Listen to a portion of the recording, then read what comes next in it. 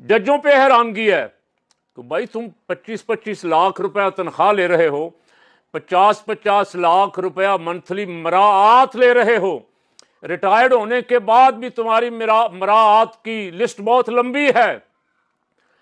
कम से कम अदलिया की तो हिफाजत करो, इंसाफ की तो हिफाजत करो, अपने ज़मीर की आवाज़ तो सुनो।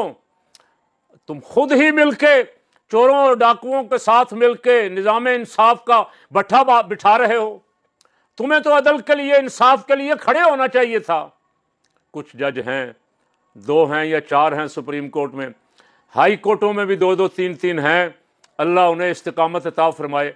अक्सरियत बिक गई, अक्सरियत कंप्रोमाइज्ड, अक्सरियत जो है वो इशारों पे नाचने वाली।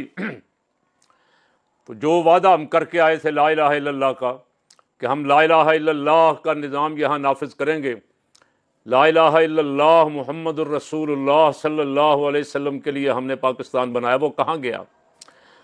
बहुत हुर्मत वाले दिन है जब आप ये बातें मेरी सुन रहे हैं, बहुत मुक़द्दस दिन है। इन आने वाले दिनों में हम सैयदुश शुहदा का तज़किरा करेंगे, उनके साथियों का तज़किरा करेंगे, और उनके मुकाबले में लानती यजीद का जिक्र भी करेंगे और उस पर लानतें भेजेंगे।